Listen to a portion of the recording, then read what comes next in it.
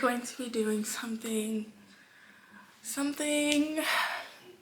we're going to be doing something.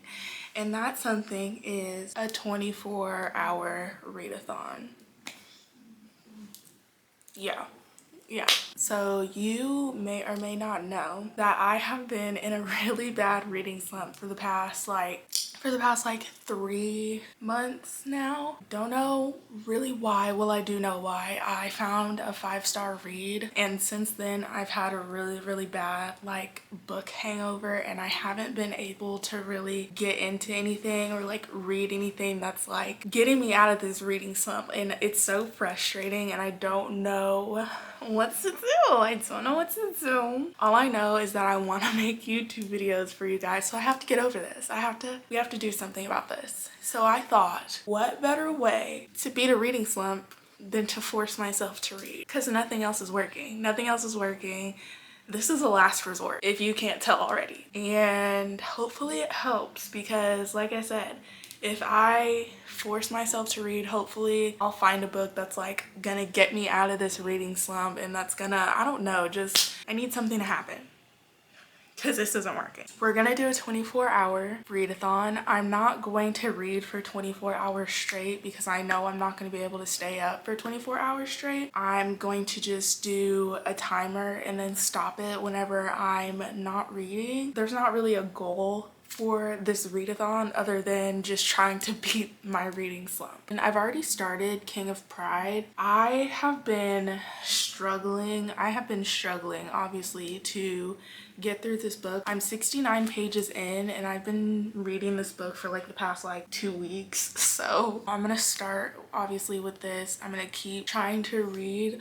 I'm really trying to immerse myself to get out of this reading slump. I need to immerse myself. I need to go all in. So I think I'm really gonna zone in.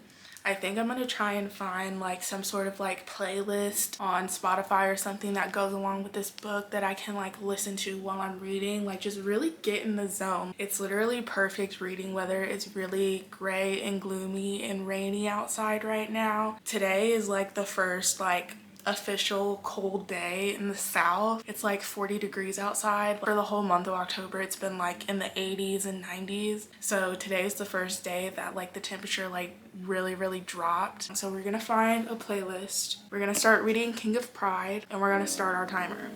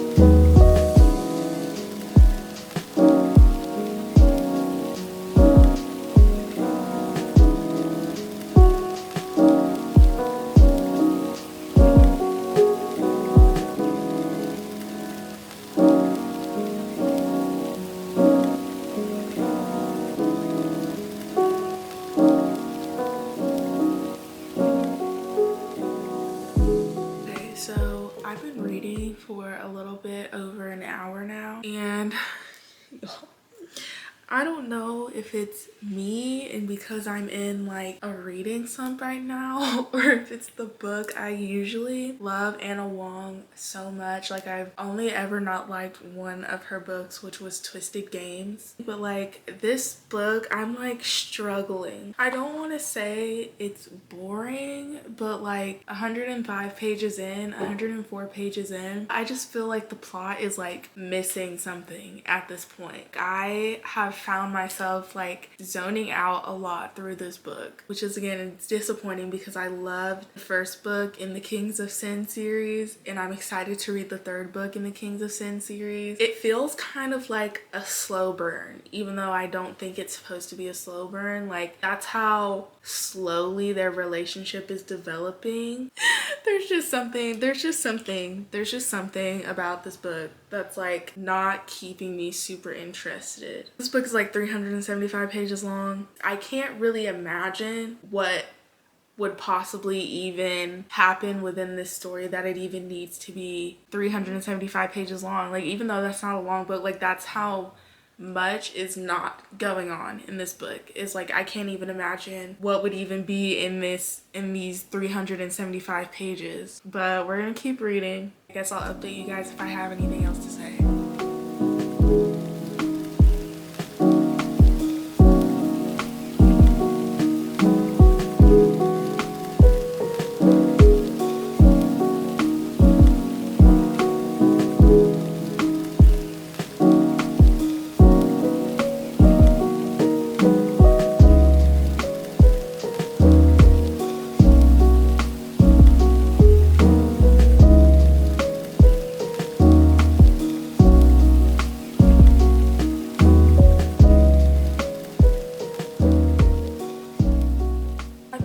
For about like 3 hours now. I feel like this might actually be working and I might actually be getting out of my reading slump, and let me tell you why. I have been struggling through the first half of this book. I'm halfway through now. Got one more half to go. And I'm sitting here listening to the King of Pride playlist. Do you know what song comes on? Do you know what song comes on? Let me tell you, Perfect by One Direction comes on. And I'm in the middle of reading a spicy scene while this song is playing in the background. Stop it right now. Stop it right now. First of all, I'm not gonna get emotional because I miss One Direction so much. I'm not gonna get emotional though. No, nay, as Bailey Sarian would say. But this is really getting me right now. And I'm really enjoying it right now. And I just thought I had to say that. I just thought I had to come on here and say that real quick. Perfect by One Direction is playing. I'm reading a spicy scene and life is good. I'm having a fun time. Good morning, everyone. Well, it's not morning anymore. It's afternoon. It's afternoon. It's afternoon and I haven't read anything yet. Anyways, so last night I read a little bit over 6 hours and we got through a good chunk of King of Pride. I have a little bit less than 75 pages left, so I have like 60-ish pages left to finish this book. It took me a long time to get into this book. Like the first half of this book, I couldn't stay focused, like was just trying to get through it, like could not read, like could not stay focused, none of that. But about the halfway mark, when I hit about the halfway mark is when I started to like pick up speed and like stuff started happening more. There wasn't really too much happening in the first half. It was just like them kind of establishing their forbidden love relationship and whatever. But yeah, the second half of the book is where stuff really starts going down, which is notorious Anna Wong fashion. Like she always, like the first half of her book, I feel like for most of her books, the first half of them is always like pretty calm, cool, collected, and then once you hit the halfway mark, shit just starts hitting the fan. Like it's the most unhinged plot you've ever read in your fucking life, and that's kind of sort of what happened. So that kind of helped me get through the last little half of this book. I feel like this may be working. Like, I do just want to sit down and read and finish this book, but I'm excited to start another book. I don't know what I'm gonna read yet, but we're gonna cross that bridge when we get there. So I think I'm about to start the clock, finish up King of Pride, and then we're gonna come back and pick another book.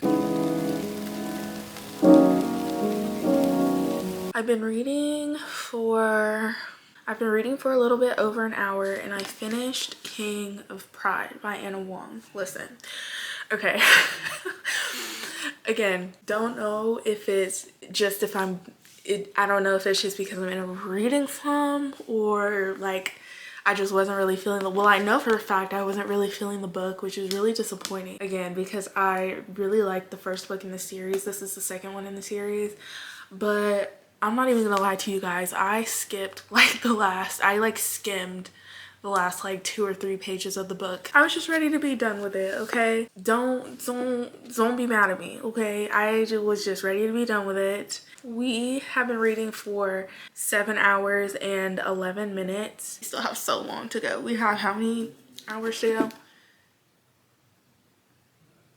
We still have 17 hours left to go. Trying to decide between The Naturals, Still Beating, and The 7-Year Slip. I honestly think I'm gonna go with The 7-Year Slip and keep going with my fluffy romance thing that I got going on here right now. But yeah, we're gonna go ahead and start reading The 7-Year Slip, and I'll let you guys know if I have anything to say.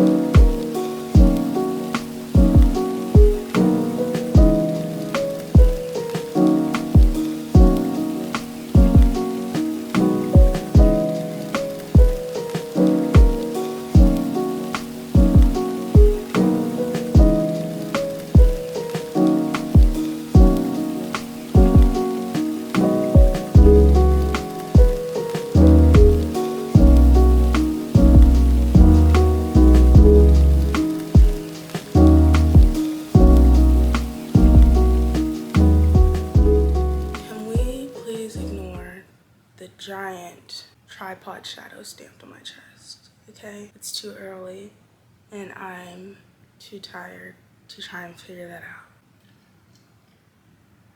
It's currently a little past 7 o'clock in the morning. I woke up about an hour ago, and last night we got to the 12-hour mark. Ooh. Patting myself on the back. I definitely underestimated how long 24 hours is, especially when you're breaking it up into fragments, because at this point I've been like trying to get in as much reading as I can. Like, anytime I have free time, I'm literally reading, trying to get through this 24 hours. And I feel like I've read a lot in the past couple days, but somehow yet still I am only at 12 hours, which is not bad, to be honest. It's not bad. Like, halfway mark, 12 hours is a lot of reading time, okay? I thought it would be a tiny bit farther along. I'm not even gonna lie. But again, that's because I have no concept of time. We have been reading The 7-Year Slip. I am about halfway through. I'm on page 162. I stopped in the middle of a chapter last night. Yeah, I stopped in the middle of a chapter last night because I was tired. I am really enjoying this book so far. The banter between the characters is so freaking cute. It's so cute. And the main male character is just so freaking adorable. Like, he's so precious. He's so freaking precious. He has a southern accent. He's a ginger. So cute. So freaking cute. And I feel like I say this about every author, but like, if you don't like the way an author writes, you're most likely not gonna like the story. Ashley Poston, the best way I can describe Ashley Poston's writing, it's like a warm hug, and it's like her writing emits very like happy, sunshiny, colorful, like creative vibes. Update on my reading slump also. I'm so glad I decided to read this book, because this book, like, it's getting me out of my reading slump. Like, I was hooked on this book from like the first chapter. And you guys know what I say. If the book is not hooking me by chapter 5, I have to put it down. But this had me hooked from chapter 1, and I feel like it's really been helping my reading slump, because I've actually been wanting to read it and like actually get into the story, and it's not as hard for me to stay focused reading this versus reading like King of Pride. This one is really getting me through right now. Like, I've been flying through this book, so I'm really excited about that, because I feel like reading is not as daunting to me as it has been for the past couple months because of this stupid fucking reading slump. So I'm super excited. We're about to read some more, and I'll probably update you guys when I hit a considerable chunk of time. I'll see you guys later.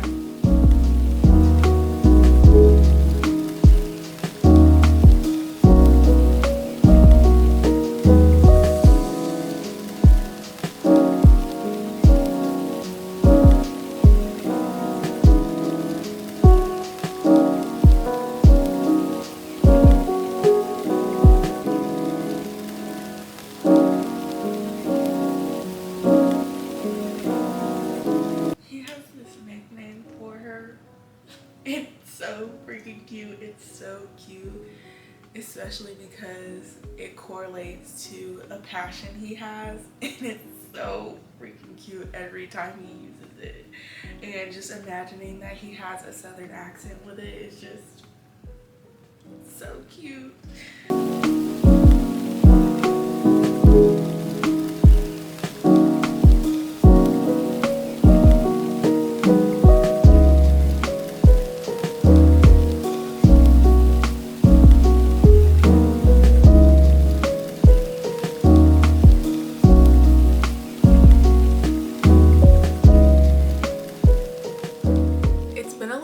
Since I talked to you guys last, we took a considerable chunk of time out of our challenge. We are now at 21 minutes and 41 seconds after what feels like forever. So we only have about 2 hours and 20 minutes left before we are done with our first 24-hour challenge.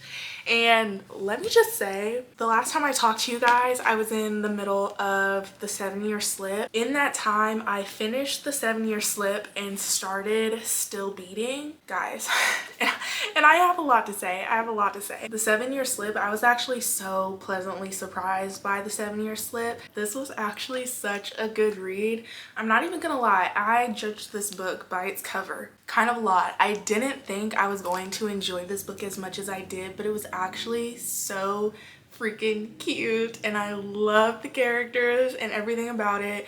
It's centered around food and travel, and it's so good. It's so good. I loved it so much. This one is one of the better romances that I've read in a while, so definitely was pleasantly surprised by that. I flew through this book.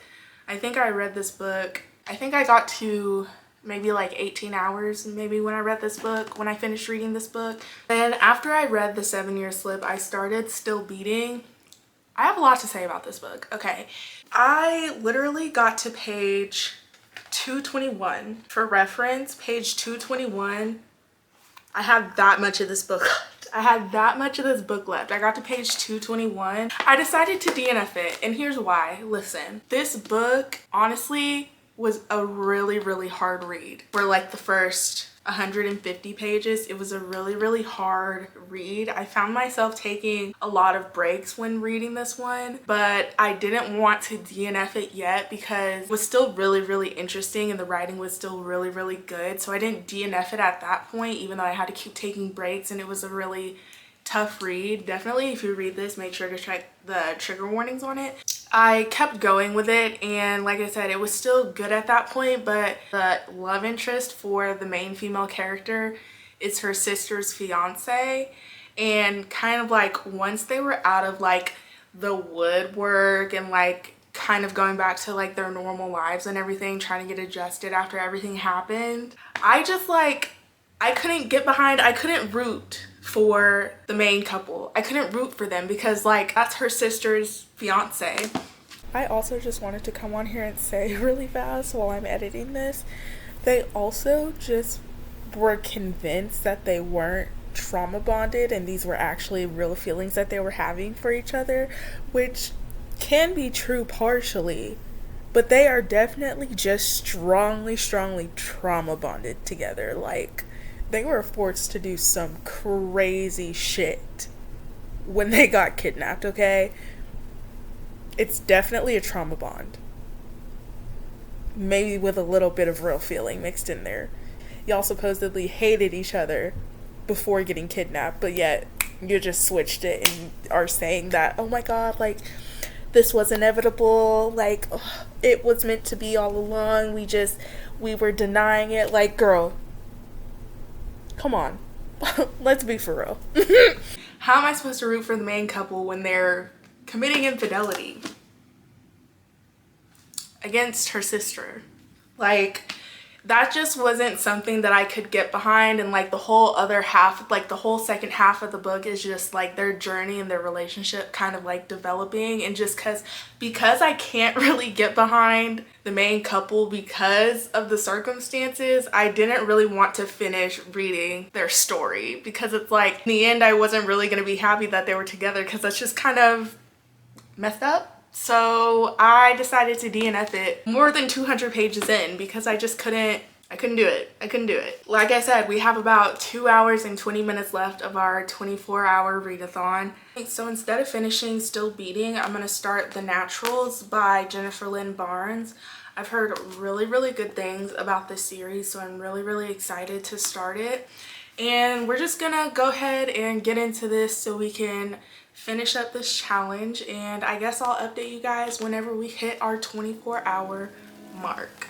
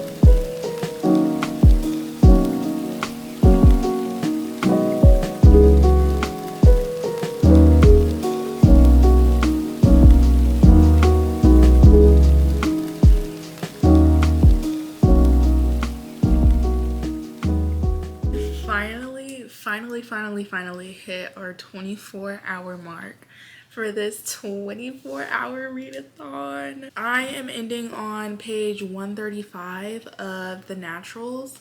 This book so far is so good, and we haven't even got into the nitty-gritty of it yet. Like, this is really strong Criminal Minds vibes, and I'm obsessed with Criminal Minds. It just reminds me of it so much. I know, like, they use the unsub term, and we get like the perspective of the actual criminal and everything like that, and it's just about getting into the mind of, you know, the criminals in question, and just I just love everything about it. And it had me hooked from page 1, which I can say I have not had a book hook me from the very first page since I've been in this reading slump.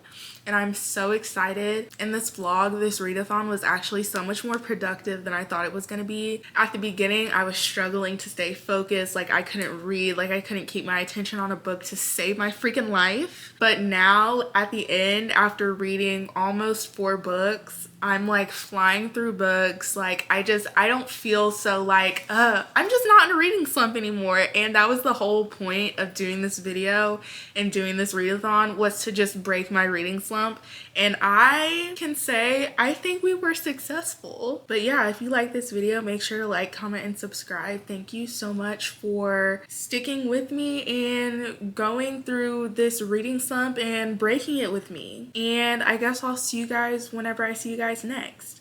Bye.